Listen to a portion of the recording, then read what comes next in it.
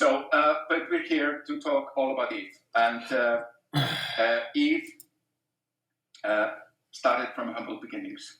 Here we see some releases when EVE Online came out in exactly 19 years from now. It's actually 20 this year. Birthday right now. My account's that old. Awesome. But lots of gaps. It's 12,000 XP. Our game has turned 19 years old, like science fiction. Okay, don't play. And it's a very abstract concept, like 19 years of a game. What does it really mean? I mean, some of you here, like me, have been here all along and you've kind of seen it in its stages, and it's kind of, you lose the plot sometimes. So I got permission from Eva to show this picture again. This is my child Eva, who was born just after EVE. And I'm there playing EVE Online. I'm mining back for a thorax I lost. You can check that FanFest keynote 2013. I tell the story when I lost my first face here in EVE Online. Yeah, I'm there conflicted. Should I succeed or repay the spaceship I lost? Trying to do both and juggle my child at the same time. And we did, like, during lockdown, we had a bit of fun with it, and we reenacted the scenario. It's not the greatest of us. What? Why are you saying 19 jokes?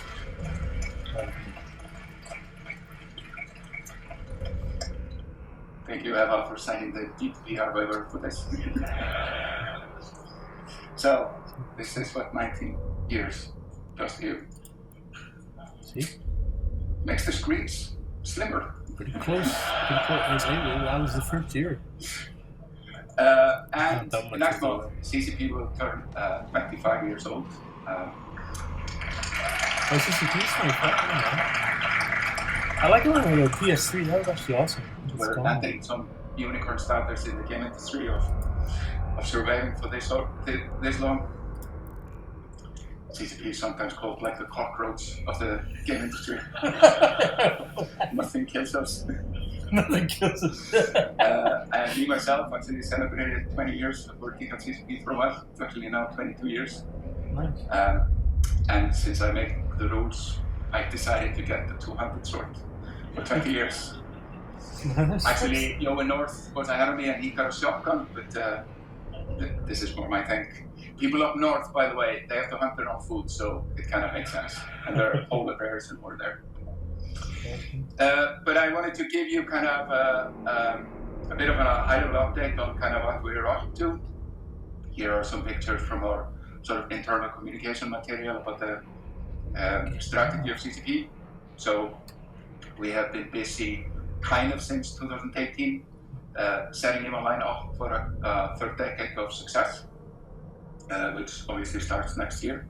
So there's been a lot of focus in getting that done. We continue to explore new worlds and strengthening the company. But I also wanted to discuss this a little bit, like, why are we still playing it? Like, I've now dedicated half of my conscious life to the game. Why is that? And of course, it's the feed fights and the graphics and whatnot. But we did a major study. Actually, since last FanFest, we got CCP Ghost to go and investigate what is really the reason why people are playing. And we kind of knew high level, we know people jump for the graphics, they stay for the community, but it's not a very actionable, it's too high level. So when you have a lot of new people, which you need to educate in how you join the online dev team and what is the point of all this. It's good to have deploy science into it. We came away with this, which we call the EVE effect. So the conclusion was kind of people playing online because of the friendships that they make inside the game. So our community is actually made up of individual relationships. Often when you think of the community as a mass aggregate, it becomes like a singular thing, but EVE Online is held together by individual friendships that have formed and tested over decades. And people keep calling out that EVE Online has also given them life skills where they have grown to be the best versions of themselves. I've certainly followed the career of some EVE players inside the game and outside the game. And it's one of my proudest kind of feelings about EVE is to see how much people have grown and how much they attribute that to EVE Online. People that have, yeah, that's true. People that have kind of grown in their careers. Many people say like they are the go-to person for conflict management. Something called EVE Online that prepares you for that. And recruitment strategies, obviously Excel of the Bazoo, we have some tips on that later on. So it's really this. This is why people play online for decades. This is why we work on it. It is the relationships, it's the friendships we've made through this journey. Like 73% of the people we talked to and did service on said they made new friends because of the online. And having friends is very important. I think we saw that during the pandemic, where the fact that we had friendships and relationships to pull on. I could almost say, like EVE players, when they saw we are now running the world from the basements, we got this. Loneliness for this for 20 years. and did you do? But we're also dealing with this in the world today, the loneliness epidemic, and it has been studied that the biggest correlation for health and happiness in life is how many meaningful relationships you have. It's a greater predictor of that than the negative ones, like smoking, being overweight, not moving, etc. Having friends destroys everything of that. It's really fulfilling in your life. You could argue that it's the purpose of life. And the fact that we have all been here together, forging a relationship for almost 20 years. I think we all feel that, and we feel why we are part of this community for such a long time. It is that tapestry that is built up around the game. The average EVE player has more friends than your average person in boring reality. That's awesome. And this has given us insights which we will be deploying more and more as we move forward. We've made a bit of a theory around it, or like Season Ghost has made it. The formula of how you make a friend. There's actually a formula for it. It's shockingly invented by the CIA, I think. Something about like intelligence. I mean, obviously you guys know this. Like intelligence is gathered from making friends and enemies. So proximity, frequency, duration, and most importantly, intensity. This is where EVE Online shines. Whether it's PvP shakes or feeling that somebody has your back, this is really the reason why this game keeps on going. And the relationships are many form. I used to have to marry people myself. Now the Pope does it. Thank you, Pope.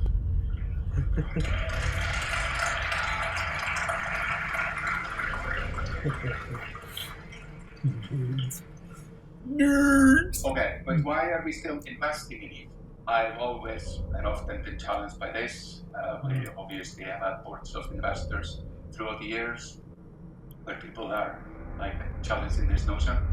We spent a lot of money on reinvesting in EVE Online. And of course, it feeds into the updates we were giving you a few weeks ago about raising the prices. And I wanted to just talk a little bit about that here. Obviously, we've not raised the prices since Q1 2004, so it's been a while. There's the newsletter from back then. Yeah. And we are just looking at the world, which is heading into pretty new territory. So this is inflation data from the US. Iceland tends to be an early adopter of economic trends. So we've been getting the preview of what's about to come for a while. Sure, if you look at the typical Icelandic newspaper, you might see in a stand here, you will see 7% inflation last month. Like, it's been kind of crazy. When you're buying $10 beers in Iceland, sure you get the point. So it is just frankly more expensive to run EVE Online than it used to be. And we have been growing the EVE team considerably since 2018. So we've been building up towards being able to have 150 developers work on EVE Online, which takes a lot of organization. Like the more people that are working on EVE, the more complicated it tends to be to organize people. You don't just add devs and magic happens. It's like I said before, 60% of CCP employees have never been to FanFest. Like, now finally they get to experience what it's all about. And we've been doing a lot of deep foundation investments. So we've been 64-bit clients, Mac versions, DirectX 12, new tooling for developers. The environment of working on EVE Online has kind of degraded over the years, and we have now been, since 2018, doing a massive investment in foundations that were always pushed away into the future because there was never time to do the proper things that were needed to improve the working conditions for developers. Because now it's 2020, most of EVE Online was made in 20 years ago, and we've been on this journey of changing the strategy, we've changed the leadership, we've improved our discipline direction, like technology, game design, art, etc. We've worked on our creative vision, we've streamlined and aligned team to purposes, operations, a lot of investment in data informed by facts rather than just intuition. Building the new player experience, and we're kind of getting out of the depths now. So as you see what we'll be showing in the EVE keynote, I hope you appreciate that. There's been a lot of work underneath that enables what is about to come now into the third decade. And it would have been great to have FanFest all the way along to give you an update on this, but at least here we are. It's really survived. Was not the first. We actually had this but before in China recently. So like I said, one of the big elements we did in 2020 was to release in China. Through our strategic partnership with NFTs, we have been kind of revitalizing EVE in China. And we're really now at a point where we have a really vibrant version of Serenity running over there. And there have been some amazing things on the battlefront. So if you know the Serenity situation, there's been a big, huge dominant faction there called PIPC. They've actually split themselves into two alliances which are now fighting. So we've been having some of the biggest fights in Serenity in this year. One even reaching 3,000 peak concurrent users, which is quite a bit by Serenity standards. We're not quite at sort of 8K like we are on the global server. So we are having a pretty vibrant aspect in China, which is really good. And we're also making massive changes to how we organize development of EVE China. So this is our dev team in Shanghai before they got locked in their homes 2 months ago. And they now entirely take care of Serenity. So part of our reorganization is that we've forked EVE China completely. So the developers here I was showing the graph of, they're all solely dedicated to TQ, and Serenity does their own thing. And they're doing pretty wild things.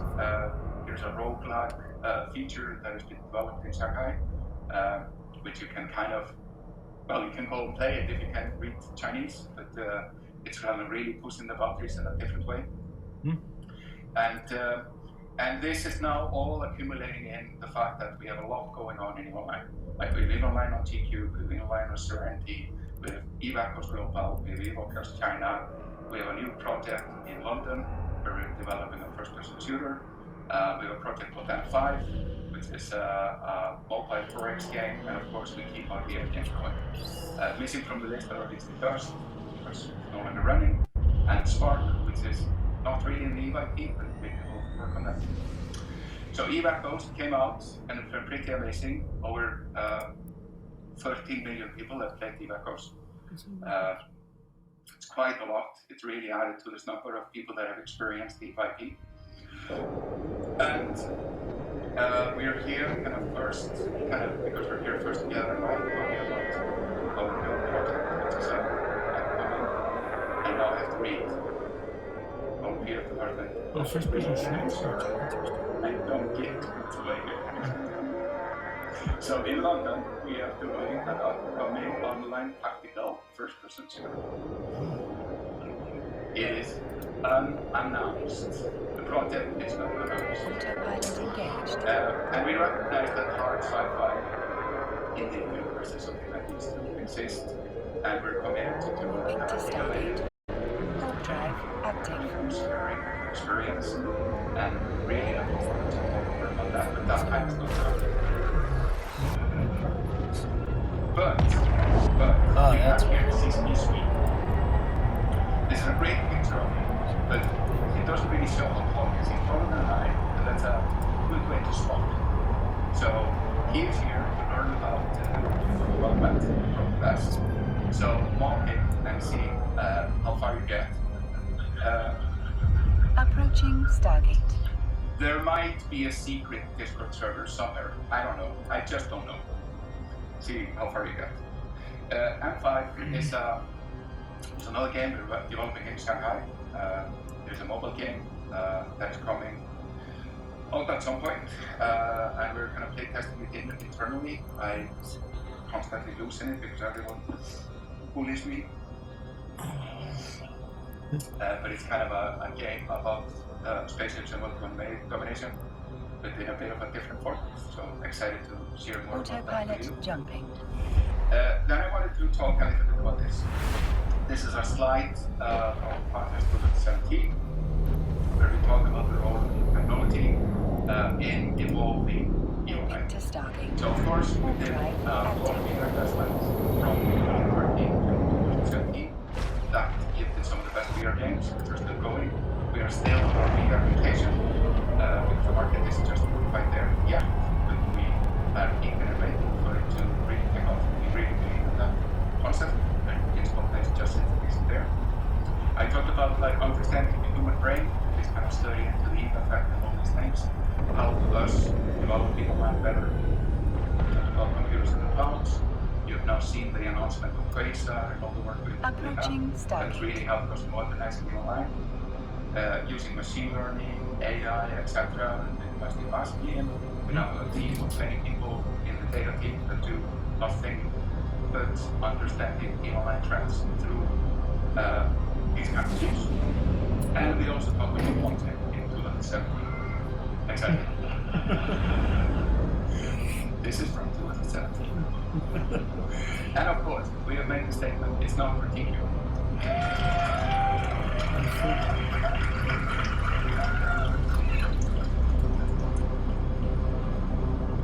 We hear you loud and clear. Nobody needs this in their EVE live right now, and it's all good. Autopilot disabled. Waypoint reached. But we will have a full team that is going to explore this, because a lot of what these Web3 kids are on about is about like governance, autonomy, living forever, etc. And we are curious about, is there something here to learn that we can enhance our craft in the decades to come?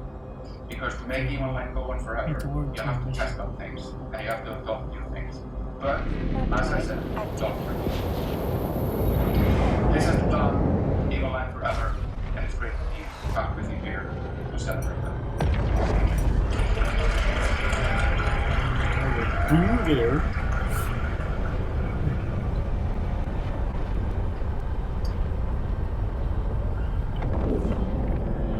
Are we on? Hello everyone, glad to be here.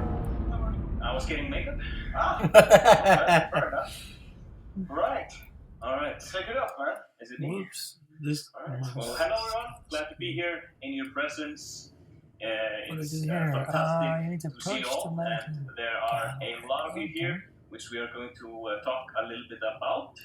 Joining us today are over 120 alliances, and that's a lot. We're not going to name them all, but we're going to talk about some of those. The highest attendance here today, I'm just going to do a small list, and you can make your presence known as much as you want, but let's just start with the first one, and I think it's number 11. It's a band apart. We have 18 members from a band apart. That's awesome. Where are you? There you are. Sixth Empire, 19. Wow. There you go. To move up the list, we have Test Alliance, 19.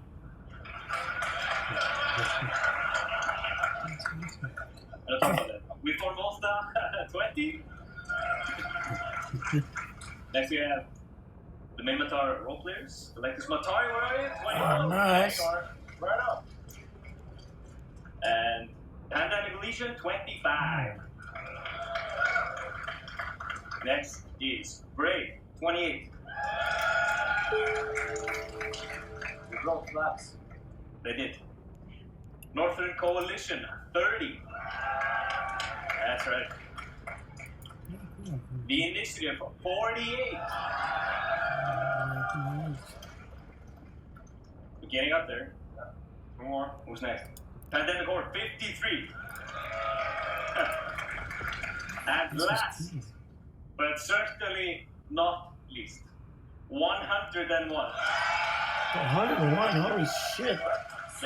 Goon Are in swarm. the house, to say the least. It's great to see you. You guys come from over 40 countries this year at FanFest, which is just incredible. We have a person with us here for this event who traveled over 16,500 kilometers. He comes from the southeastern coast of Australia, and let's give him.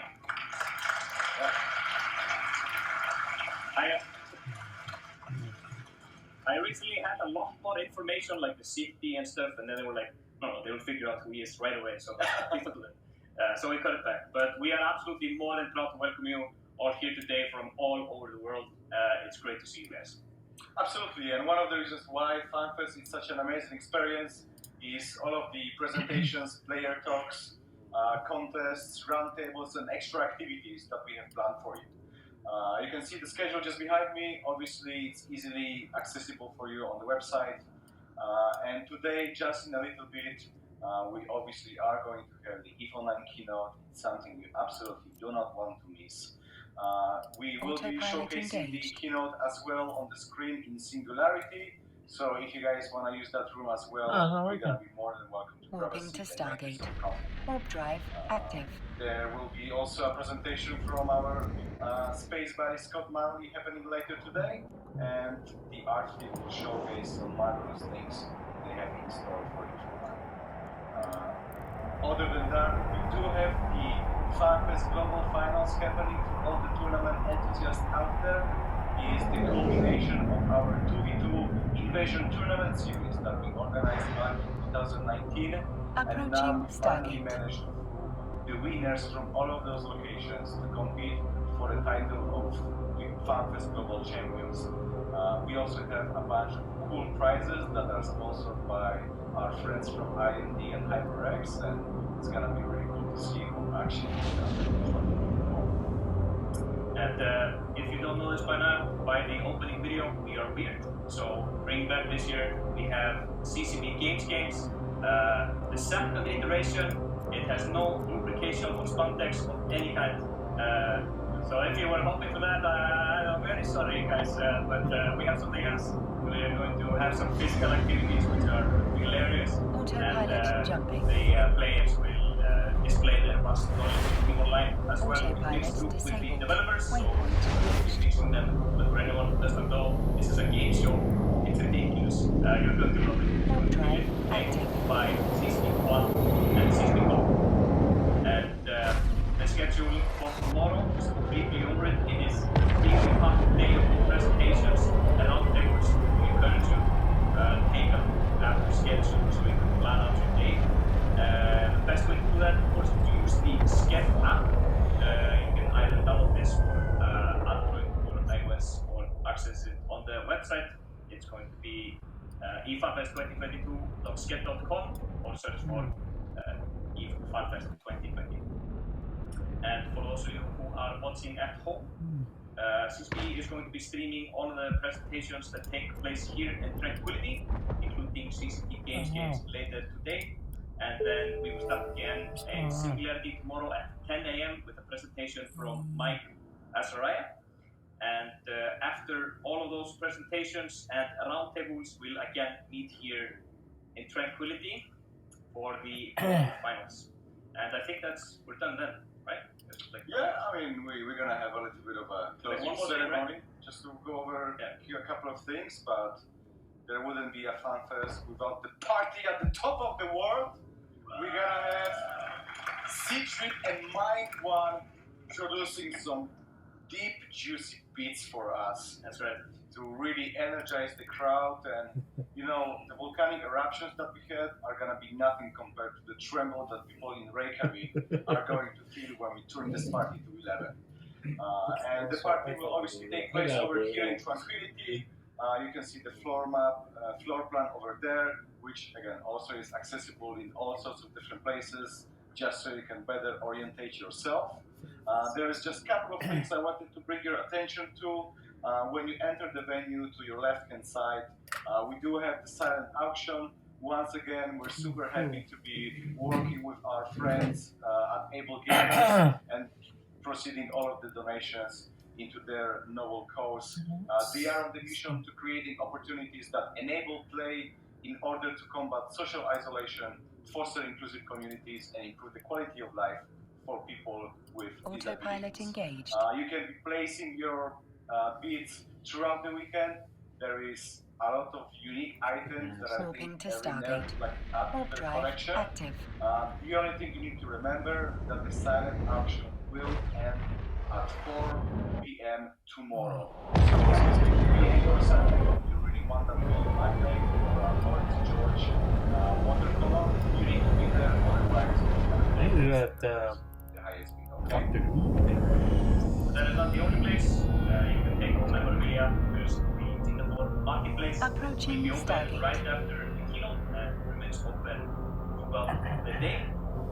And for possible photos, things, the marketplace and the silent auction, we have the EHL interval scratch on site. If you need to see anything home, they are there to assist you. And on the second floor of the station is where you will find a bunch of and this is where you'll find a bunch of roundtables for open events, so make sure you check this plan and to get Autopilot jumping. Autopilot disabled. Waypoint reached.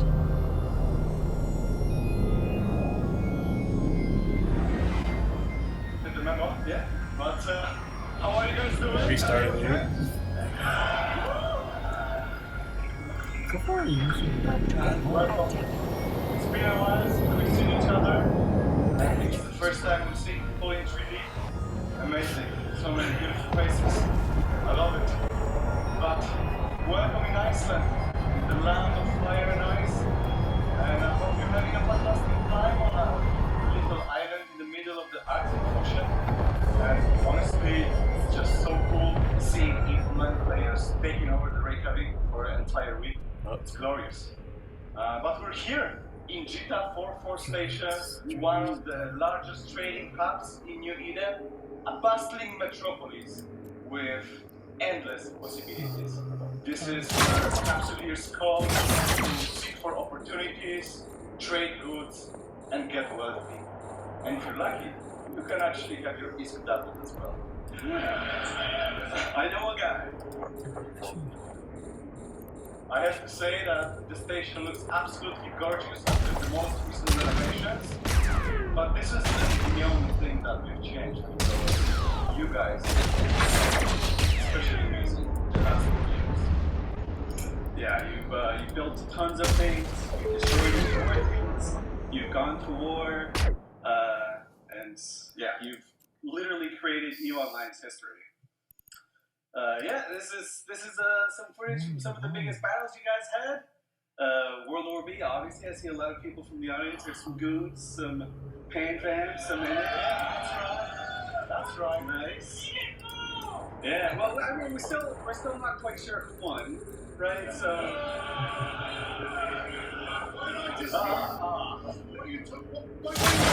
You're not sure who won. You don't. I'll tell you right now who won the war. No, the Imperium won the war. You guys know it. Don't forget. Okay. You did, yeah. Thank you. You say so. Come on. Thank you. Thanks, Frank, for the update. Love the shorts. Isn't it the first time we see Fountain Frank? Yeah, I didn't realize it. Yeah. I was always wondering what's going on. But yeah, we have a few more stories to share about what you guys are up to, you know, but this would not be complete if we didn't talk about the return of Alliance Tournament 17.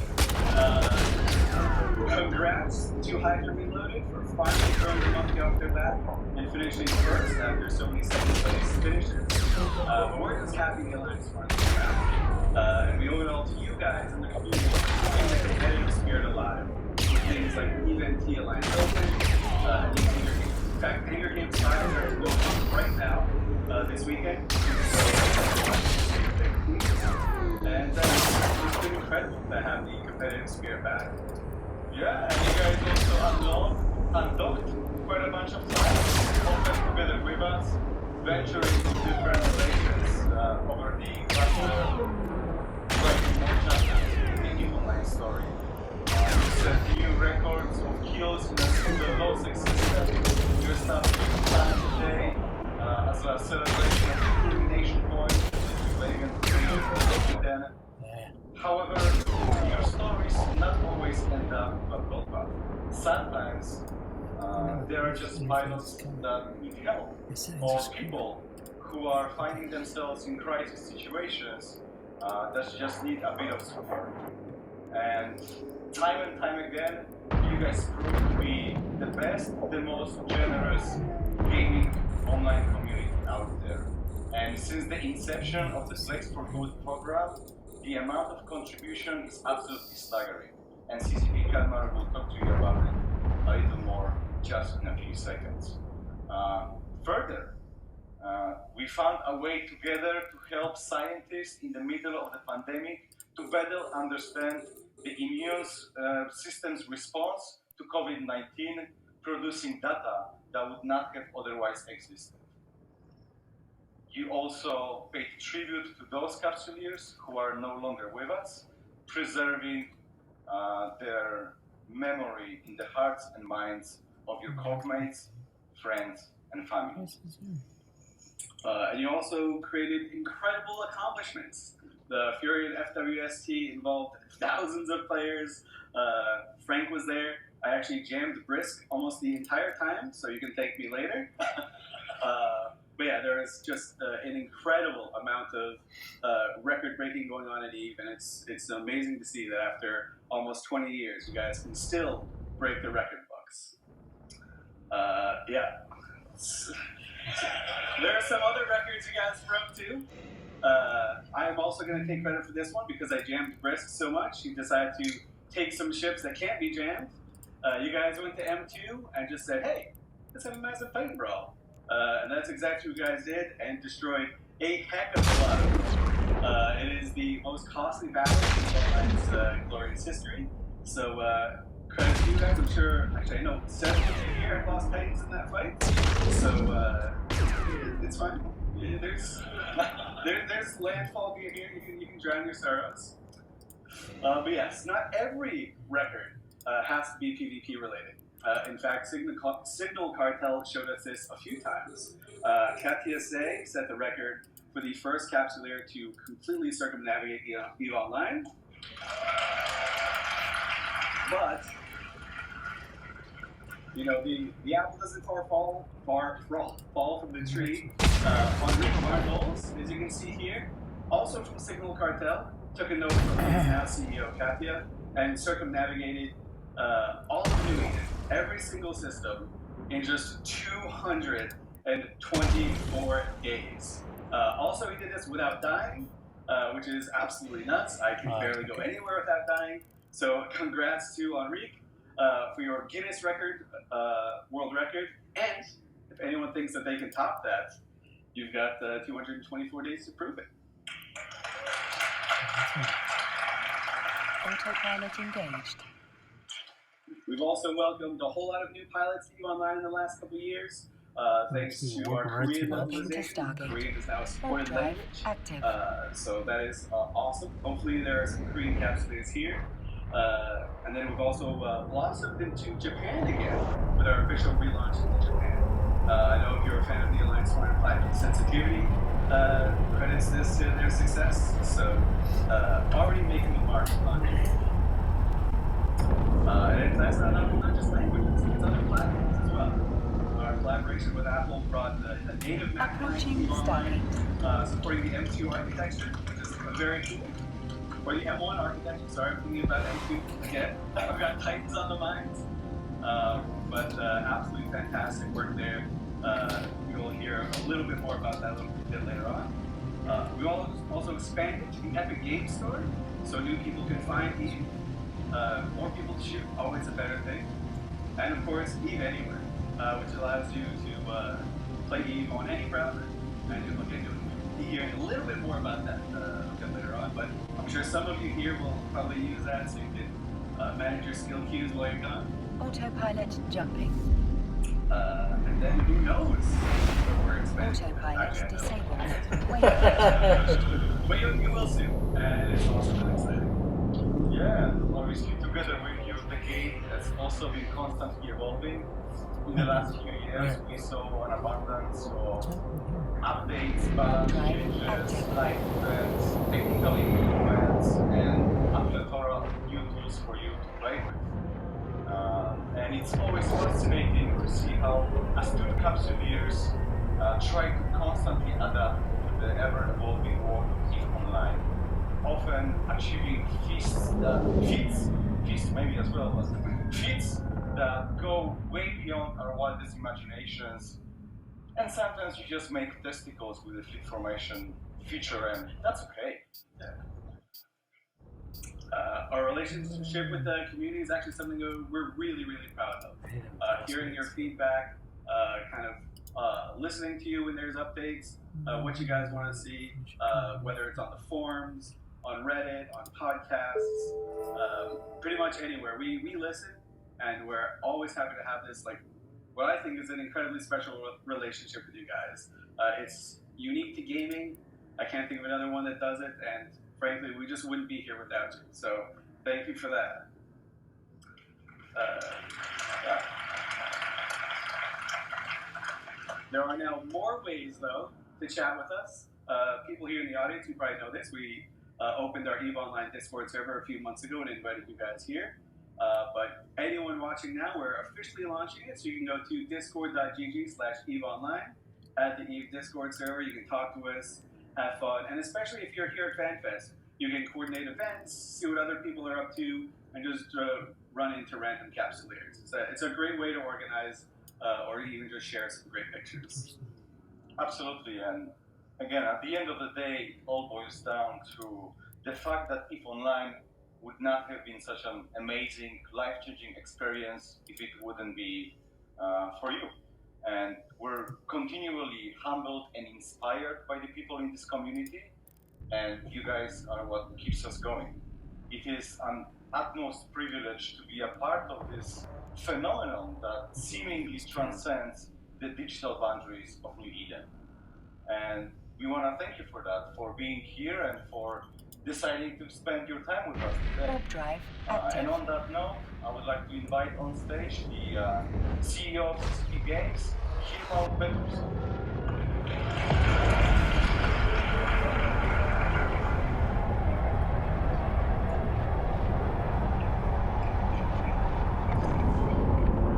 Thank you, Pamela. Well, it's been a while. So, little did we know when we were celebrating the 15 years of EVE Online that there would be a 4-year gap from having FanFest and having this wonderful experience that FanFest is. Of course, we did madness as usual, people staring at horses, CCP games, cosplay, amazing times celebrating 15 years of EVE Online. And we did take it on the road, so a lot of us went around the world to some of you and some of you. But that little gap here with the planning for 4 years we have, it wasn't something we were prepared for. This process of setting up hubs and so much a part of what we do and make the game, I think it was not really fully understood and appreciated for us how kind of blinded it made us when we all had to go and cancel everything and do this for 2 years. I would do a special thanks to everyone at CCP. We of course run the company without missing a beat throughout period. But while everyone is very happy to see this kind of the first week of running CCP on teams, it's time to set it. Like after 2 years of doing it, we're extremely happy about in the office. And welcome. Unfortunately, not in Shanghai. Our people in Shanghai are experiencing some of the worst things we've ever seen, and they sell to that. But here later, we're welcome back in our new building in Georgetown. I'm so back with but not only did we have like corona volcano, a lot has gone on, and obviously a volcano in Iceland is more like a alternative party. Here we go with this make the best of it. And we can get out of London, like over this, localization games records, but also a big project during lockdown was to release EVE Online in China again. So we released a new version of Serenity early in 2020 in the middle of lockdown. And then we released 2 versions of EVE Echoes in collaboration with Netties in August 2020 and August 2021. So there are a lot of course, one version of EVE Online, which is a capable transfer of capture animation with EVE. We went really deep into replaying all of the graphics and infrastructure of EVE to be 100%. Enables us to do a lot more. We'll also experiment with the boundaries on what we've done with the IP, collaborations, and going along with that, Epic Store, etc. All things quite big. It's great to be back here with all of you to kind of share our passion for EVE in multiple languages, and of course we've localized all around the world. And we just want to like deeply welcome you and thank you for the journey in these 4 years where we haven't really been able to meet.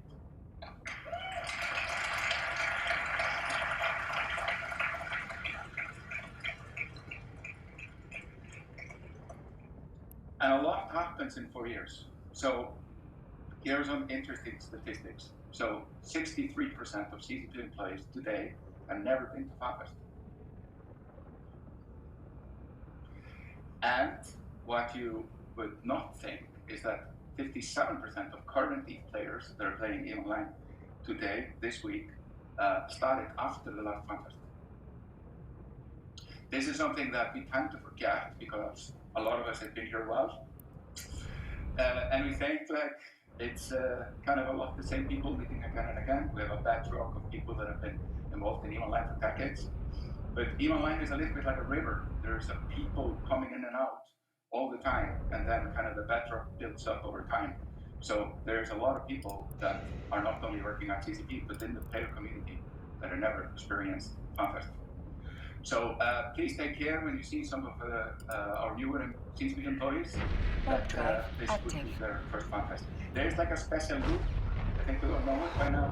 You can kind of see people, yeah. There's a lot of this I remember when it was my first. Speaking of that, it's a bit of a deja vu to be back here in Lövstad. So we did our last event here in 2011, and then we moved to Harpa. We were actually the first event in Harpa in 2012. Thank you, Iceland, for building it. It's pretty awesome. And it is awesome, but it is very much its own thing. Like Harpa is Harpa, kind of looks like a space station, but it doesn't really look like a new space station. So we have been getting feedback throughout the years that people miss a bit when we were here, and we could kind of more feed the event. And it's a different experience here. So now we're back in Lövstad, trying out some new things. We have this gigantic screen, for example, and I'm sure you're like me, wondering how many multi-boxes we could fit on this. We should run a test at some point. Yeah, it would be a lot. And I'm kind of amazed that we can render data this well on this gigantic screen. Again, evidence to the tech investments we've been doing. We have a lot of new stuff to play with, which you will be seeing throughout the days. But we're also here in a bit of a kind of a, what should we say, alpha test for next year. because next year Eve turns 20 years old. So now we're kind of working out the kinks. We're also out of practice a bit, holding FanFest.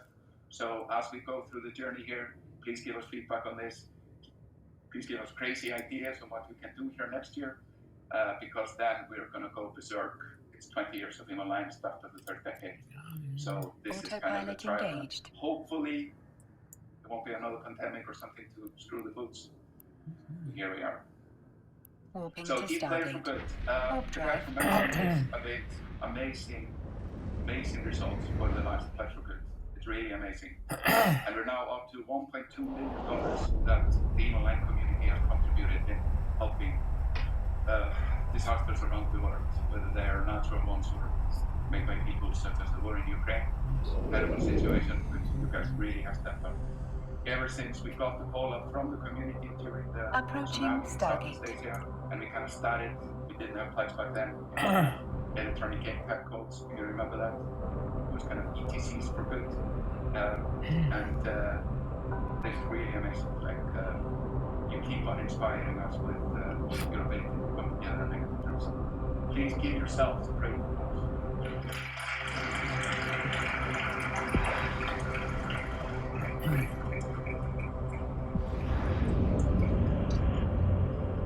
So, but we're here to talk all about Eve, and Eve started from humble beginnings. Here we see some releases when EVE Online came out. Autopilot In jumping. exactly 19 years from now. It's actually EVE Online's birthday right now. Right now.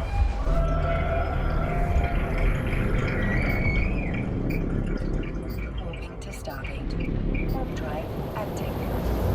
Our game has turned 19 years old. Like, science fiction. And it's a very abstract concept. Like 19 years of a game, almost 3D. Some of you here, and we have been here all along, kind of seen it in stages. It's kind of difficult sometimes. So I got permission from Eva to show this picture Approaching again. Stargate. This is my child Eva, who was born just after Eve. I used to be the same And computer. I'm there playing EVE Online. I'm mining back for a thorax I lost. You can check that FanFest remote. 2013, I tell the story when I lost my first times in EVE Online. I'm there, conflicted, should I fix it or repay the space I lost? Trying to do both and juggle my child at the same time. And we did like a lot of character development and we regained that scenario. That's funny. Autopilot jumping.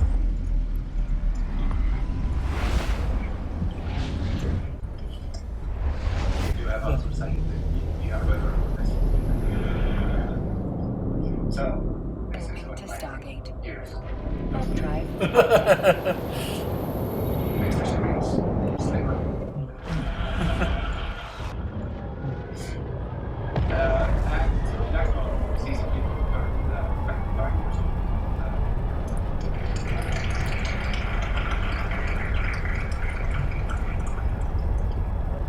I think some universe standards in the game industry of surveying, but they start season people sometimes called like the cockroach of the game industry. Approaching Stargate. And me myself, I think celebrated 20 years working at CCP for a while, actually now 22 years. And since I made the rules, I decided to get the 200 sword for 20 years. Actually, Joe in North, of course I had only he got a shotgun, but this is for my thing. People up north, by the way, they have to hunt their own food, so it kind of makes sense. And there are polar bears and more there. But I wanted to give you kind of a bit of an Autopilot update of jumping. kind of what we're up to. Here are some pictures from our internal communication material about the strategy of 16.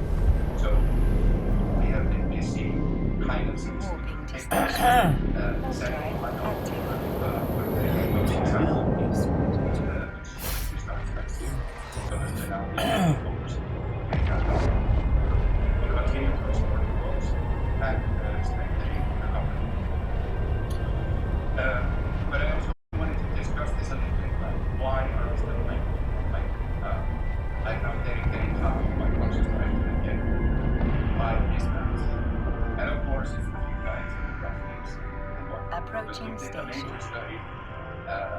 actually since Blood Fun Fest, we've got CCP Ghost to go and investigate what is really the reason why people are playing.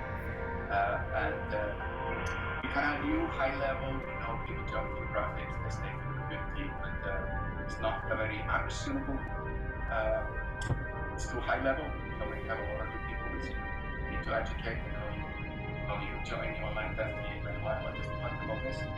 It's good to have more science into it. We came away with this, which we call the EVE effect. So the conclusion was kind of Docking permission requested. Docking permission requested. Inside the game. So our community is actually made up of individual relationships. Often when Docking you think of the request community as a mass accepted. aggregate, it becomes like Docking a permission singular requested. thing. Online is held together by Autopilot these disabled. friendships Waypoint that have formed reached. and tested over decades. And people keep calling out that EVE Online has also given them life skills where they have grown to be the best versions of themselves. I've certainly followed the career of some key players inside the game and outside the game. And it's one of my proudest kind of feelings about EVE is to see how much people have grown and how much they attribute that to EVE Online. People that have kind of grown in their careers. Many people say like they are the go-to person for conflict management. Something about EVE Online that prepares you for that. And recruitment strategies, obviously Excel, Optimism, we have some views on that later on. So it's really this. This is why people play online for decades. This is why we work on it. It is the relationships, it's the friendships we've made through this journey. Like 73% of the people we talked to and did service on said they've made new friends because of EVE Online. And having friends is very important. I think we saw that during the pandemic, where the fact that we had friendships and relationships full on. I should almost say, like the players, when they saw we are now running the world from the basements. We got this. We've been preparing for this for 20 years. and did you do? But we're also dealing with this in the world today, the loneliness epidemic. And it has been studied that the biggest correlation for health and happiness in life is how many meaningful relationships you have.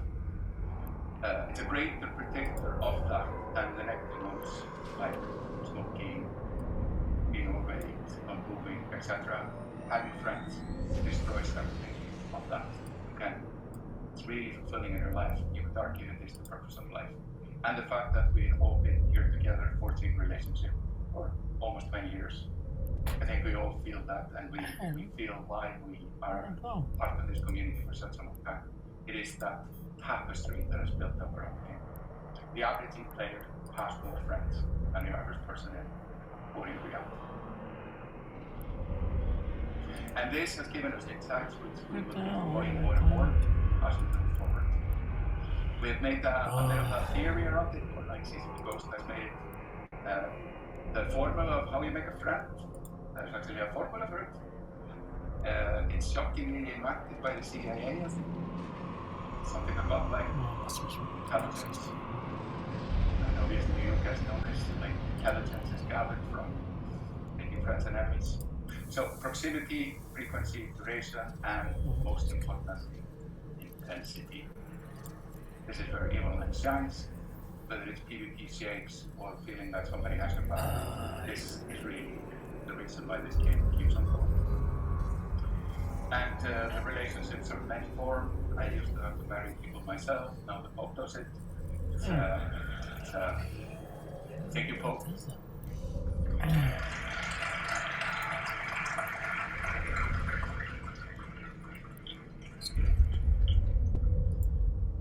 Okay, but why are we still investing in EVE?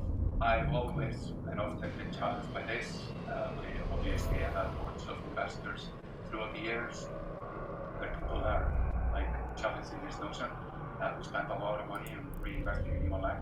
And of course, it feeds into the updates we're giving you a few weeks ago, about raising the prices. And I wanted to just talk a little bit about that here. Obviously, we have not raised the prices since Q1 2004, so it's been a while. Here's the newsletter from back then. And we are just looking at the world, which is heading into pretty new territory. So this is inflation data from the US. Iceland tends to be an early adopter of economic trends. So we've been getting the preview of what's about to come for a while. Sure, if you look at the typical Icelandic newspaper, you might see in a stand here, you will see 7% inflation last month. Like, it's been kind of crazy. When you're buying $10 beers in Iceland, sure you get the point. So it is just partly more expensive to run EVE Online than it used to be. And we have been growing the EVE team considerably since 2018. So we've been building up towards being able to have 150 developers work on EVE Online, which takes a lot of organization. Like, the more people that are working on EVE, the more complicated it tends to be to organize people. You don't just add devs and magic happens. It's like I said before, 60% of 60 employees and they're the FanFest. Like, now finally they get to experience what it's all about. And we've been doing a lot of deep foundation investments. So we've been 64-bit clients, Mac versions, DirectX 12, new tooling for developers. The environment of working on EVE Online has kind of degraded over the years, and we have now been, since 2018, doing a massive investment in foundations that were always pushed away into the future because there was never time to do the proper things that were needed to improve the working conditions for developers. Because now it's 2020, most of EVE Online was made in 20 years ago, and we've been on this journey of changing the strategy, we've changed the leadership, we've improved our discipline direction, like technology, game design, art, etc. We've worked on our creative vision, we've streamlined and aligned team to purposes, operations, a lot of investment in data to be informed by facts rather than just intuition. Building the new territories, and we're kind of getting out of the depths now. So as you see what we'll be showing in the EVE keynote, I hope you appreciate that there's been a lot of work underneath that enables what is about to come now into the third decade. And it would have been great to have FanFest all the way along to give you an update on this, but at least here we are. But FanFest was not the first. We actually had this FanFest in China recently. So like I said, one of the big elements we did in 2020 was the release in China. Through our strategic partnership with NFTs, we have been kind of revitalizing EVE China. And we're really now at a point where we have a really vibrant version of Serenity running over there. And there have been some amazing things on the battlefront. So if you know the Serenity situation, there have been a big, huge, dominant faction there called EFEC. They've actually split themselves into two alliances, which are now fighting. So we've been having some of the biggest fights in Serenity this year. One even reaching 3,000 concurrent users, which is quite a bit by Serenity standards. They're not quite at sort of 8K like we are on the global server. So we are having a pretty vibrant aspect in China, which is really good. And we're also making massive changes to how we organize development of EVE China. So this is our dev team in Shanghai before they got locked in their homes 2 months ago. And they now entirely take care of Serenity. So part of our reorganization is that we've forked EVE China completely. So the developers here I was showing the graph of, they're all solely dedicated to PQ, and Serenity does their own thing. And they're doing pretty wild things. Here's a roguelike feature that has been developed in Shanghai, which you can kind of, well, you can go play it if you can't speak Chinese, but it's kind of really pushing the boundaries in a different way. And this is now all accumulating in the fact that we have a lot going on in EVE Online. Like we have EVE Online on GQ, we have EVE Online on Serenity, we have EVE Global, we have EVE China, we have a new project in London where we're developing a first-person shooter. We have a project called M5, which is a mobile 4X game, and of course we keep our VR games going. Missing from the list are obviously Dust, because it's no longer running, and Spark, which is not really in the EVE IP, but we can work on that. So EVE Echoes came out, and it was pretty amazing. Over 13 million people have played EVE Echoes. It's quite a lot. It's really added to this number of people that have experienced EVE IP. And we're here because we're here first together in a while, talking about our new project, which is upcoming. And now I have to read. Our PR department has really made sure I don't give too much away here. So in London, we are doing an upcoming online tactical first-person shooter. It is unannounced. The project is unannounced. And we recognize that hard sci-fi in the universe is something that needs to exist, and we're committed to do like an innovative player atmospheric experience, and we're really looking forward to talk more about that, but that time is not now. But we have here CSP Suite. This is a great picture of it, but it doesn't really show how tall he is. He's taller than I, and that's a good way to spot him. So he is here to learn about community development from the best. So mock him and see how far you get. There might be a secret Discord server somewhere. I don't know. I just don't know. See how far you get. M5 is another game we're developing in Shanghai. It's a mobile game that is coming out at some point, and we're going to play testing it internally. I constantly lose in it because everyone bullies me. But it's kind of a game about spaceships and world domination, but in a bit of a different format. So excited to share more about that with you. Then I wanted to talk a little bit about this. This is a slide from 2017, where we talk about the role of new technology in evolving EVE Online. So of course, we did a lot of VR investment from 2013 to 2017 that yielded some of the best VR games, which are still going. We are still on our VR vacation because the market is just not quite there yet, but we are eager and waiting for it to really take off. We really believe in that concept. The install base just isn't there. I talked about like understanding the human brain, this kind of study into the EVE effect and all these things, help us develop EVE Online better. Talked about computers in the clouds. You've now seen the announcement of Quasar and all the work we've been doing now. That has really helped us modernizing EVE Online. Using machine learning, AI, etc. We've been investing massively in. We now have a team of 20 people in the data team that do nothing but understanding EVE Online trends through these kind of tools. And we also talked about blockchain in 2017. Exactly. Blockchain? This is from 2017. And of course, we have made the statement, it's not for TQ.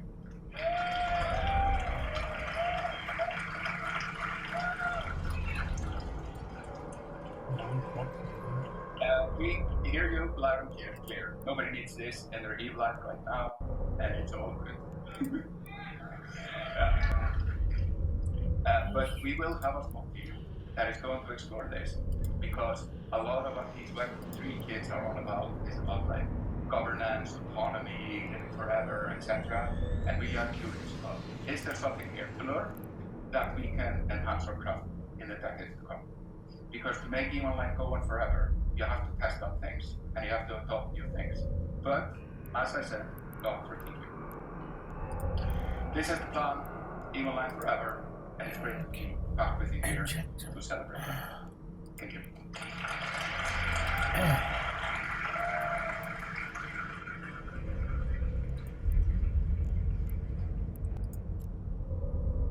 Wow, what the hell? Oh well, hello everyone. Glad to be here. I was getting makeup. Ah, okay, fair enough. Right, Alright, take it up, man. is it me? Alright, well hello everyone. Glad to be here in your presence. It's fantastic to see you all, and there are a lot of you here, which we are going to talk a little bit about. Joining us today are over 120 alliances, and that's a lot. We're not gonna name them all, but some of those, the highest attendance here today. I'm just gonna do a small list, and you can make your presence known as much as you want. But let's just start with the first one, and I think it's number 11. It's Atlanta Park. We have 18 members from Atlanta Park. Where are you? There you are. Sixth Empire, 19. There you go. To move up the list, we have 10th Alliance, 19.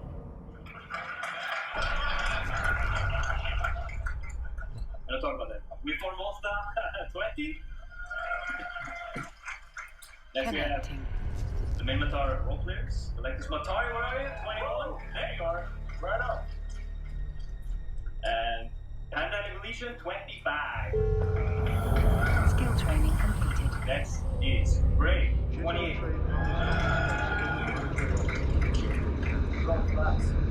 They did. Northern Coalition, 30. That's right. The Initiative, 48. Getting up there. One, next. Pandemic Horde, 53. At last, but certainly not least, 101. Sickles are in the house, to say the least. It's great to see you. You guys come from over 40 countries this year at FunFest, which is just incredible. We have a person with us here for this event who traveled over 16,500 kilometers. He comes from the southeastern coast of Australia, and let's give him.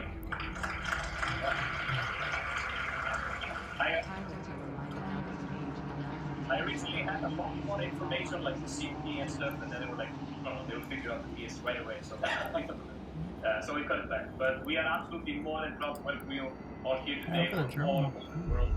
It's great to see you guys. Absolutely, and one of the reasons why FunFest is such an amazing experience is all of the presentations, player talks, contests, roundtables, and extra activities that we have planned for you. You can see the schedule just behind me. Obviously, it's easily accessible for you on the website.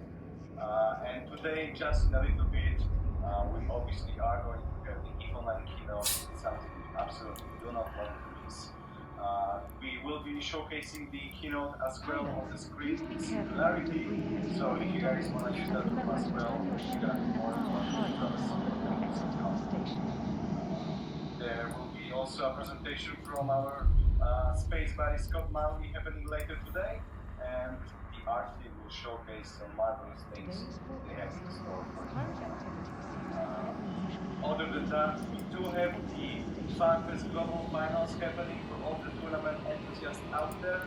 It is the culmination of our 2v2 Invasion Tournament series that we organized back in 2019, and now we finally managed to pull the winners from all of those locations to compete for the title of the FunFest Global Champions. We also have a bunch of cool prizes that are sponsored by our friends from IND and HyperX, and it's gonna be really cool to see who actually is gonna take the trophy. And if you don't know this by now, by the opening video, we are weird. So bring back this year, we have CCP Games, the second iteration. It has no duplication or stun text of any kind.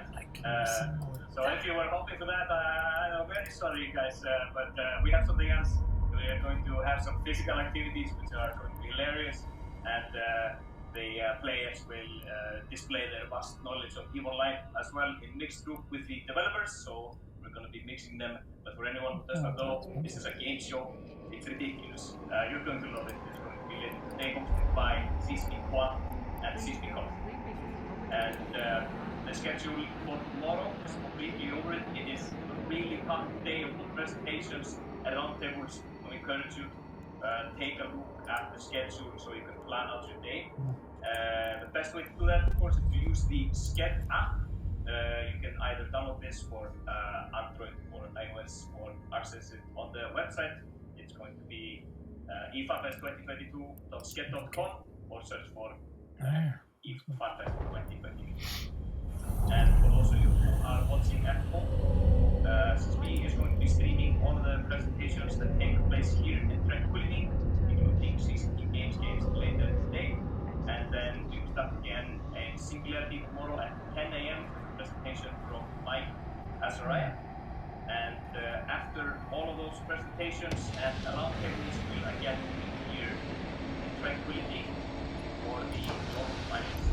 And I think we're done then, right? Yeah, I mean, we're gonna have a little bit of a launch ceremony just to go over and do a couple of things, but there wouldn't be a FunFest without the party at the top of the world.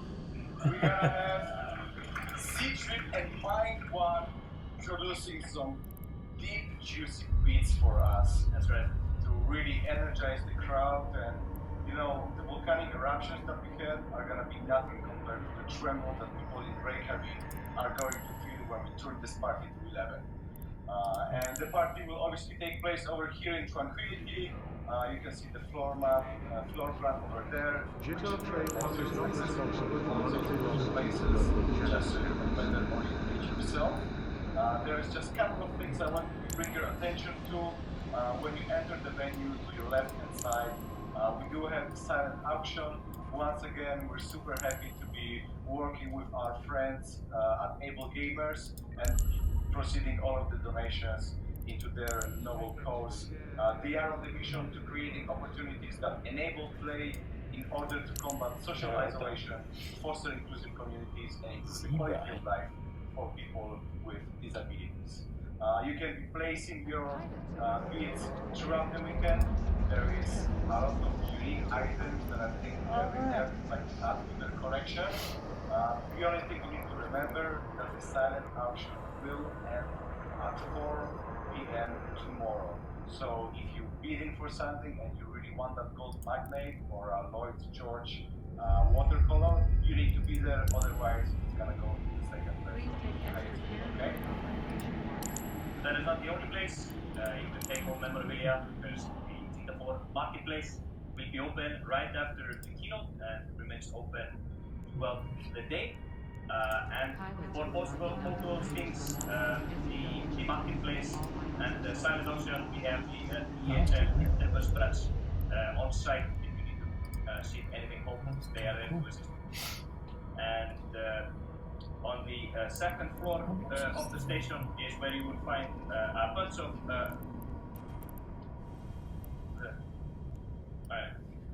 this is where you'll find a bunch of roundtables tomorrow throughout the event, so make sure you check out the floor plan for the event as well. And together, okay, what is that? Oh, it's a red dot. Yes. Yes, what does it do? So you know we have a new slide. It's actually A new cheaper slide? to get it that way. I think we can all see that there is a new slide. So can we just turn that on, please? Thank you. That's great. Alright. So, together, tomorrow, we are going out to the pub crawl. I think this is the Well, it's cheap. 14th iteration of the pub crawl. And we are going to be taking over Reykjavik City. There is nothing that can stop us, so if they get in our way, we just speak and then they just get on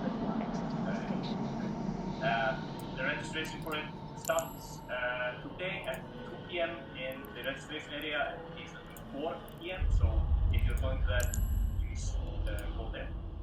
If you're not going to the official pub crawl, skriva till locals and other tourists to make your presence known, they'll run away. That's right. And each attendee will be getting beer from games, custom shop classes, drinks, and Bradley, of course, everyone's favorite drink. And with stuff beer, I'm super glad you all asked. There is an official beer for FunFest this year, and that is the Landfall beer. It is traditionally brewed using water imported from the springs rising from the mountains near Landfall City on Kaldari Prime. It always says, or so they tell me. And the other one, of course, needs no introduction. It is the quail drink. in the heat of the moment. That's great. Yeah, good. I like that. And 12 for those minutes, of you bad. who selected and favor to do a little bit more tasting of the local cuisine, we do have the gourmand pub crawl. Welcome That will be kicking things off from 6:30 at 6:30 tonight. So definitely be there on time to not be late for the mouth-watering journey that we will embark on all together. I'm actually going. CCP Alpha is going, and a bunch of other devs. It's gonna be great. But that's not the only extra event that is still available for you guys staying here. We do have down the rabbit hole premiere of the first part of the documentary about EVE Online. This is taking place on Sunday by Bio Paradise. So if you like to watch that, tickets are still available. Just go on Eventbrite and grab it for yourself. We actually have Freddy Knudsen together with his team here with us in Iceland, and they were kind enough to offer their time to conduct a Q&A as well after the show. So you can pick any questions you want to ask them. They will be more than welcome to give you information. There's other things we kind of want to mention. We have it easy in Iceland when it comes down to COVID-19. There are no restrictions, but the danger and the pandemic is still around us. So please do be mindful of everyone's personal space and make use of the hand sanitizer stations we put everywhere. Just wash your hands, guys. That's gonna save everybody. We do want to make sure that all of you can have a wonderful time and then travel back home safely without any delays. Today's forecast. And then all of you here have a small tip that you received with your pass. There will be an email sent to you later on this, but this is for the FunFest 2022 digital items. They are this glorious suit from the Kimotoro Eskinta and as well as the Kimotoro Eskinta skins, which you can see here. There is also a very nice character portrait background, which is available to everyone in EVE Online for a limited time to claim it. So don't forget it, or you will never get it. And then for anyone watching at home, of course, we will have plenty of raffles over the weekend on the stream. This is going to be skins as well as printed ships from Integral Labs.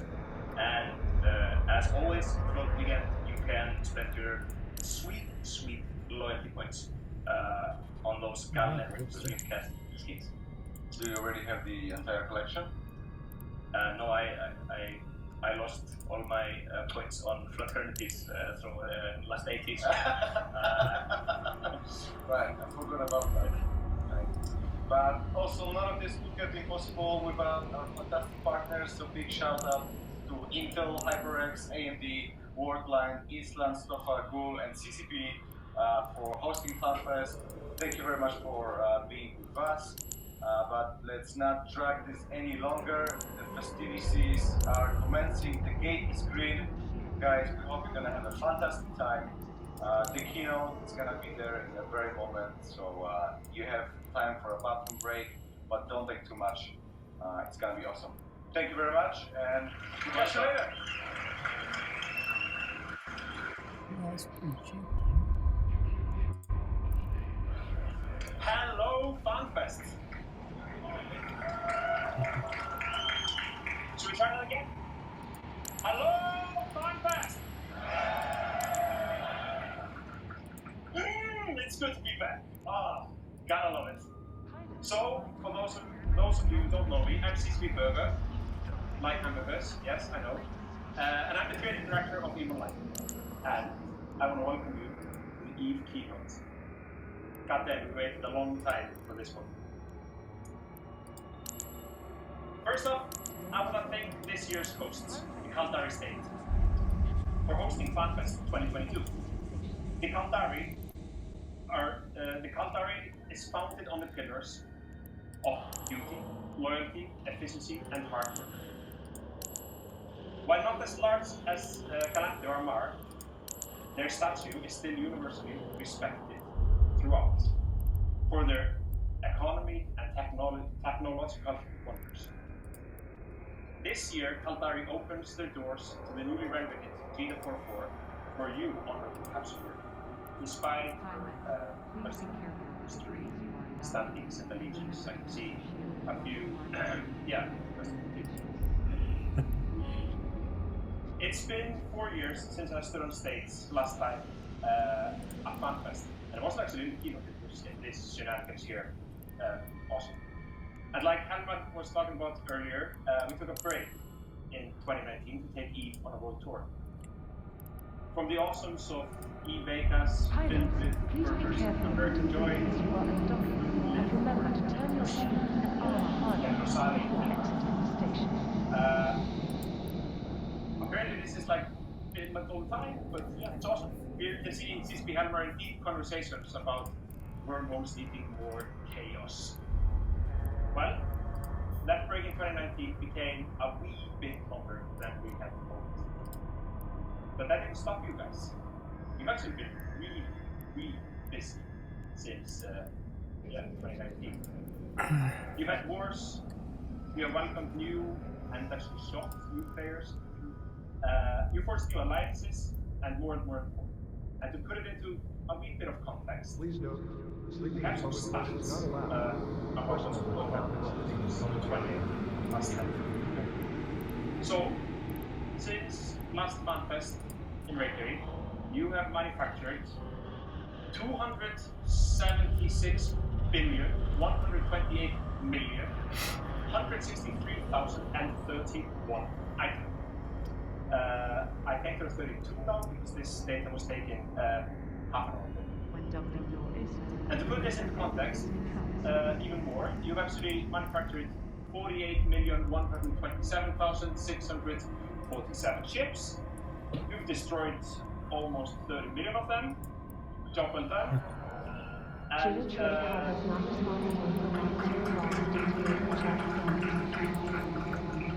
And then you've blown up like 7.2 million capsules, you know, basic stuff. But the next number is actually one of my favorite numbers because you've also destroyed 1,059 titans.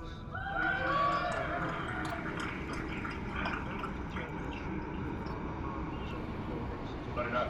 Yeah, let's close the portion. You've had almost 1 million market transactions, trading this amount of items worth around, wait for it, I learned a new thing yesterday. 35 quadrillion ISK and some change, yeah. Yeah, I mean, people sometimes make fun of the Icelandic economy, that it's kind of fake. This definitely makes the Icelandic economy look fake. So, job well done. Woo! And all that creation and destruction has brought us, you know, back here to Reykjavik for a fantastic weekend where we can talk and breathe and laugh and cry and form new friendships all in the EVE universe. And it's pretty awesome. Talking about new friends, over the last couple of years we've been investing a lot in our new player experience. Really supporting our new players to become stronger cogs in the war machine that EVE is. This steep learning curve. This is an unpredictable the steep learning curve has been our reality from the and with numerous attempts, we've tried to soften this curve with various results, to say the least. One key problem that we've always run into is that we always view this as a problem, like, hey, there's a problem, can you fix it? Rather than an ever-evolving, long-term initiative. And that's a big, huge change that kind of was kicked off at Amsterdam in 2019. EVE is a vast, complex sandbox with incredible freedom given to the players that make it their home. In the real side of reality, most people don't have core competencies to live an independent life until in their kind of late teens, early 20s, or in my case, much later. You will know why I'm talking about tonight. So why in the world should capsuleers be ready to jump into the deep end of the pool after 30 minutes of school? EVE is about world domination over tech. During our renovation. It's building the strongest army to crush your enemies, or assembling a smorgasbord to trap your prey. It's our role as CCP to prepare the hopefuls cadets into your EVE Online. Because more players, more content, equals a better game. To our focus on new players, we've set 3 core design principles to how frame the new player conversation going forward and ultimately to victory. The ultimate sci-fi experience. First pillar. I want to take you guys a few years into the future and kind of see how the game is changed. Yeah, The these start skill guys are awesome. from the get. I can feel I got just thrown 21,000 years into the future, and I'm intrigued to learn more. I really feel one with the game, whether I'm blowing up enemies, mining megaroids, or exploring a new frontier. The universe inspires me to push further into the unknown and towards my own adventure. EVE Online is the benchmark of what sci-fi should look and feel like. Easy to grasp, hard to master. I'm coming to EVE decades after it was released. I definitely did not expect to grasp the controls so quickly. It probably helps that I've been playing other games and I've been trading online for a while. I feel like I'm constantly evolving. Every mission and interaction builds confidence to take on bigger challenges. When I hit a roadblock, Aura is there to help me. I'm not too worried about catching up with others. It's more about finding my place in the universe and creating my own niche. Fulfills my purpose. EVE is a more integrated part of my day-to-day. The relationships that I've built are meaningful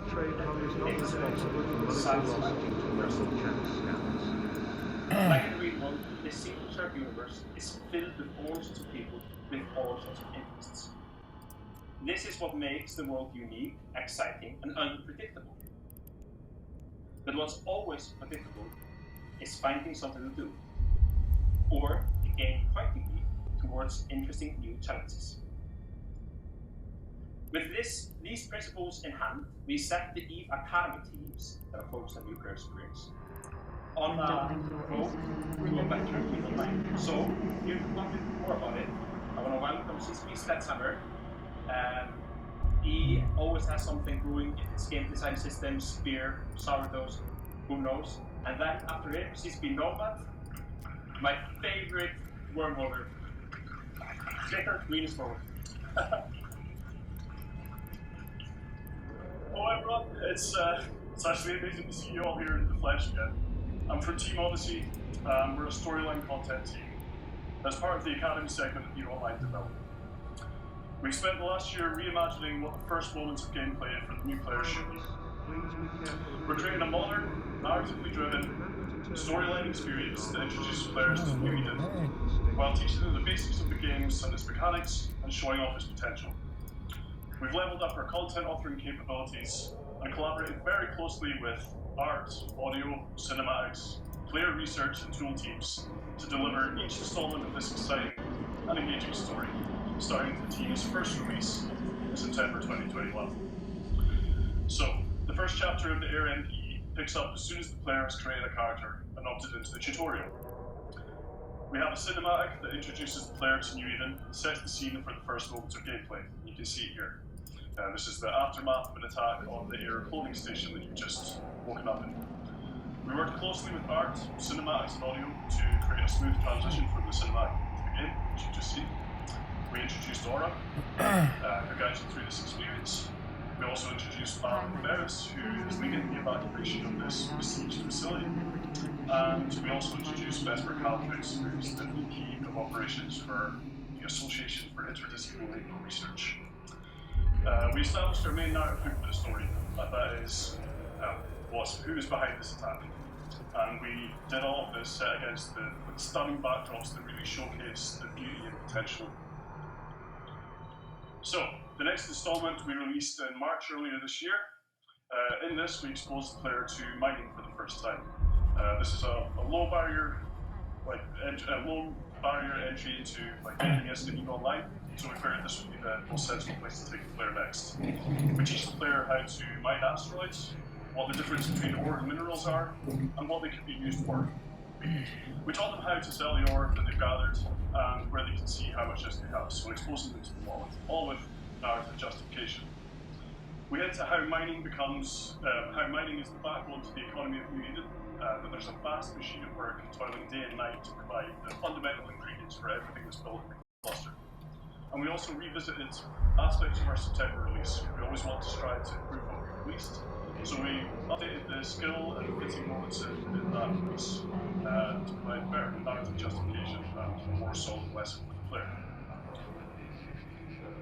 As we've seen in the story so far, we've introduced several key characters: Laura, Alan, Vesper, and Elias. We want this to be a character-centric experience. Players form strong emotional connections with well-developed characters, and this in turn promotes immersion and engagement in the universe. We don't want the player to feel as if they're alone on their journey. These characters don't just drive the story along their journey backwards on this adventure. It lets us give each career a relatable representative, and use these characters to ease the player into more complicated scenarios and mechanics and systems. As we introduce each of these characters, we want the experience around them to feel like a taste of what it'd be like to be a member of that profession, but just a taste. Basic mechanics or core competencies involved in each of these careers. We want to give the players the space to become comfortable in the universe and to instill in them the confidence to reach out on their own in New Eden. Underpinning all of this work is an incredibly powerful content authoring system that we create alongside the content. We call this DOF, in short for the Load Graph Editor. It's highly flexible, letting us trigger a plethora of events from any condition that we can track on the client or on the server. Every piece of UI guidance, action that an NPC takes, goal that a player has to satisfy, or music and cutscenes that play in our experience are all queued up and scheduled by this service and this tool. We built this alongside the RMP, and this is very important. But we want this to be the standard tool for content development in moving forwards. We'll talk more about this tomorrow on this stage. The next installment of the RMP is going to focus on exploration. We know from survey data that the idea of exploration is what brings a lot of new players into the game. But we don't just want to show them the functionality of the Pro Scanner or how to hack a cat. We want to instill in them the emotional values of exploration. What's behind that next Stargate? Is there anything interesting in this cosmic signature? Who did I just see on D-Scan? We want to make sure that the player appreciates the scale of the universe, is humbled and inspired by its complexity and its majesty. We have a high-level design for this, but we want to let this mature over the next few months. I just want to let you know, though, that we're not going to be sitting idle in the meantime. As I mentioned, we're dedicated to improving things that we've released. We don't want to fire and forget. We have extensive data points to reference for our entire experience so far. Looking at this, we can see some clear areas for improvement. So part of what we want to do in the next few months is harden up this experience so that we can dive headlong into the next chapter, confident that we've given it our best again. But that's not all we want to do before then. Career agents. We lead the player to the career agents during the RIP as a handoff to find more activity, to become more familiar with other professions. The art team are working on a massive visual update in its early stages for all of the career agent content, and we on Team Odyssey are going to be looking to introduce a guidance layer, assess the rewards, make sure any mission critical information is presented to the player clearly and not buried in local chat. With Team Pathfinder, we're also looking to give the agent conversation UI an update. I'll have more details on that tomorrow as well. More excitingly for all you guys, I think, is that we're prototyping applying our load graph editor to missions and to existing dungeons. This is in its infancy right now, but this is the focus for the team over the next few months. We'll be here at 12 o'clock tomorrow to talk more about this if you want to see any juicier details. I'll pass it over to CCP Novat now, who's going to talk to you more about character progression and career progression. Thank you very much.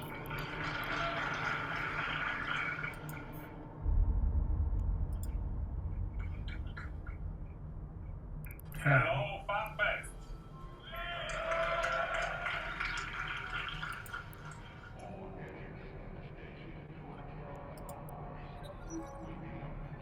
That's a novel goal, isn't it? Keep new players. How do we do that? We focus on one of the possible answers to that question. Just keep them busy. Give them something interesting to do, and they will stay. So what is there interesting to do in Eve? Holy crap, that's expensive. Let's see what you guys have to say about that. Who has seen this? Show of hands. Doesn't Alright. have a... So this was made by one of you, Untrue. I hope I spelled that correctly. And this shows what there is to do in all kinds of activities.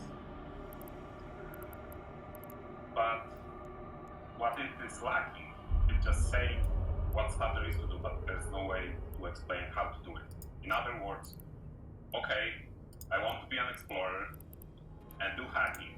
How do I go from here, from seeing this screen, to actually doing it in game?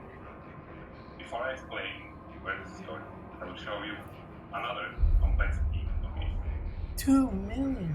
So those are the skill groups.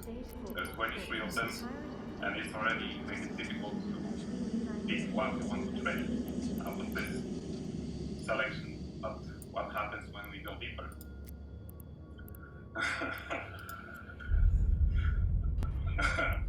Oh god. What's that? There's 461 skills in Eve, and it's not easy to decide what to train, when to train. So back in September, we simplified the skills. We released the skill plans. We compiled a list of skills into certified skill plans, and they take away the complicated choice and allow you to easily progress the character before you know how to do it.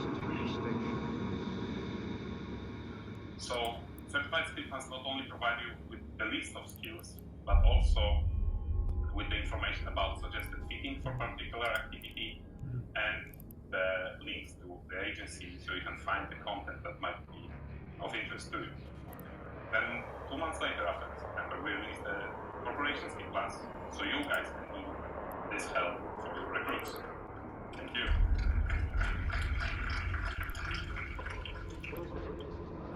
So, we solved the skills problem kind of with the skill plans so far. How do we deal with this monster? Let me introduce you to Air Career Program. It guides you through multitude of activities in each career, so you can easily access and experience all areas of the game. This new system monitors everything you do, no consent needed. Right. That's It cool. provides you with the reward for completing goals. Allows you to get a good picture of what there is to do in each and to choose who I want to be, what I want to be doing, what I should be doing now. As I said, it tracks all your actions, gives the rewards, including skill points and skills. This is mostly focused for new players, but all of you will experience this in one way or another. It pushes you to interact with all types of gameplay, and it gives you career-related free expert systems to allow you to try out machines before you break into them. So then you can make the choice of what to trade after you have tried it out.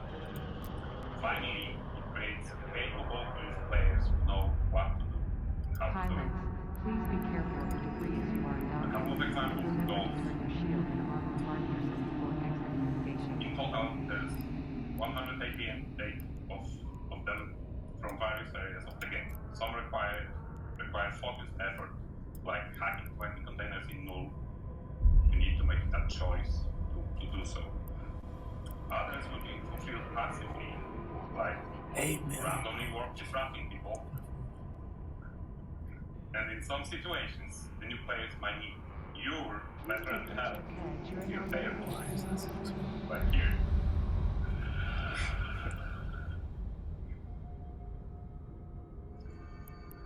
Like mentioned before, the Air Career program will provide the players with free expert systems. that will allow them to try out multiple ships. And you can see the next slide, you will see the list of ships. But there's one expert system for each carrier, and they will be provided as a reward for completing that carrier agent missions. So very early in the game, players will have access to a bunch of ships that otherwise they would have to train. So those are the ships that the new players will be able to fly without having to train them.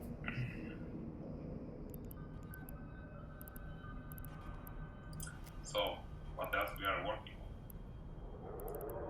Besides the air carrier program. Please take extra care during our renovation works. How about this?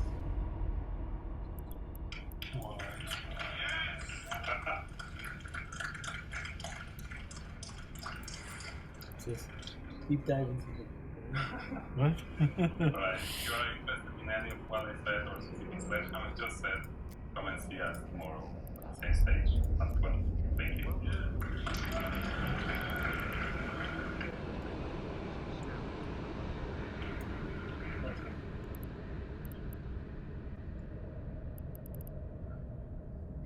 Wow, pretty exciting stuff.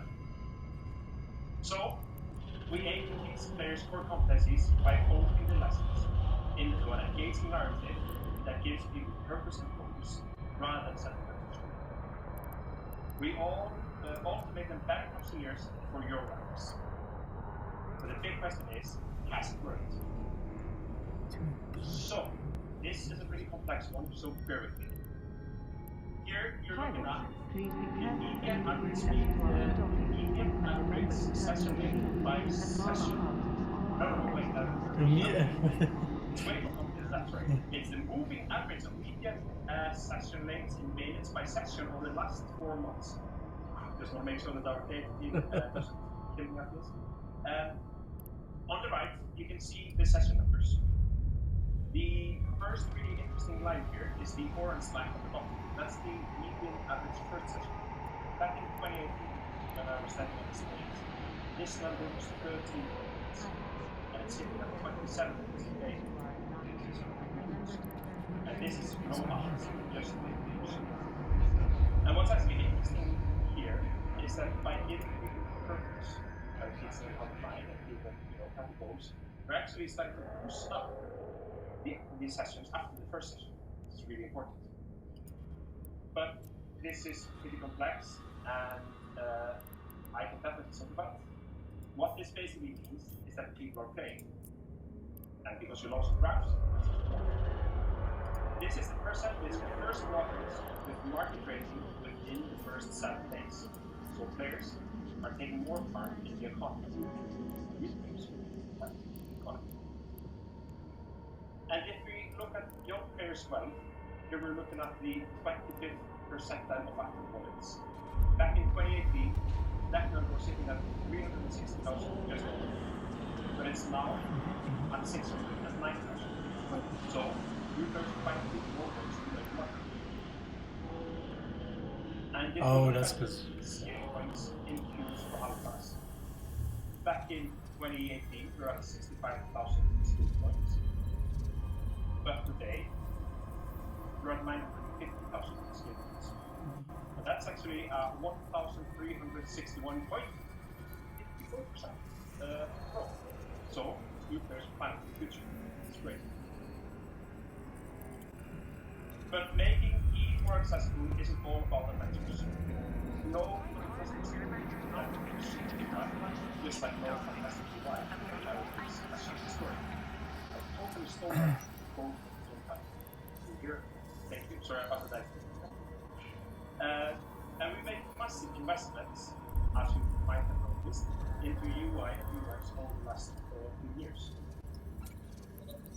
All with the goal of making it easier to understand and hard to master. We want to create more reasons to look at space, and we want to use content and persistent gaming methods as well. This is a huge task for over 19 years.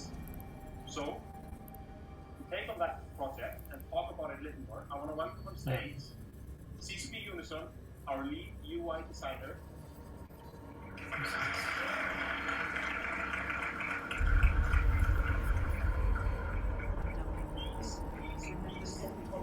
designers used to mess around and call him the head of mission control efficiency.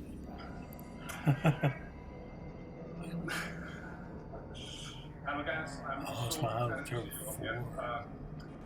I'm pretty new to CCP and I'm one of those 60% that Limar talked about. This is my first since I started, so super glad to be here.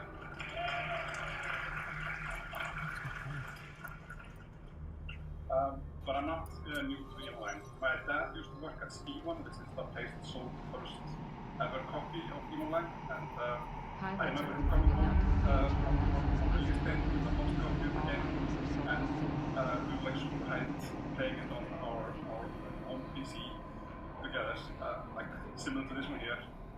I just wanted to show this to emphasize that it's been almost 20 years since the game came out, and 20 years is a long time in gaming, and an even longer time in UI design. A lot changes in this time. And over 20 years of development, our UI has started to show its age. So in the beginning of last year, we asked ourselves, how do we prepare our UI for the third decade? What fundamentals do we need to fix to be able to move forward? When new players start playing EVE, they need to learn how to use our UI and know how to interact with it. You can look at our UI as visual language. And if we do that, we don't want to be teaching German in one window and then have to teach Japanese in the next window. So as you can see here, our button library has become way overloaded. There were 100 different styles. So we really needed to start by fixing the inconsistencies of the designs to be able to build upon it. Our answer to tackle this problem is Photon, our new design system. We released it on TQ in April, and we released it as an opt-in beta. The reason why we did that was to be able to get your feedback on it as early as we possibly could. After a month on TQ, we've had over a 5% adoption rate, which is a lot more than we expected. And we've gotten super valuable feedback from you guys.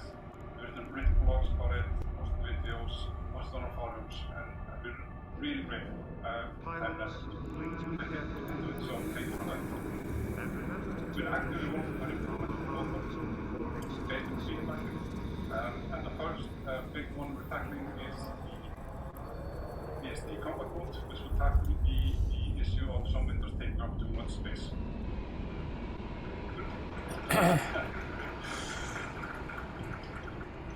Welcome back to this. Which will get rid of the infamous red dot. Let's see if it's red dot. But we'll also tone down the constant blinking that we have in the vehicle today. After we've ironed out most of the kinks, we really look forward to bringing more life and enjoyment into the UI with animations and enjoyable interactions, like this one here for the undock button. I just really love to undock all day with this thing. It's quality of life improvements like these, combined with valuable feedback that we feel will make a difference for Photon. We're planning a nice update to June with a full release in the coming fall. And after laying the foundation for Photon, we can look beyond the basics and how we can improve the immersion and sci-fi feel, for example, by giving players more reasons to look into space and interact with it. And we want to give people more enjoyable interactions, like in this example here, we were at that perspective to make it feel like it belongs more in the world that we're creating. We also want to look at how we interact with the core controls. These are very concepts, and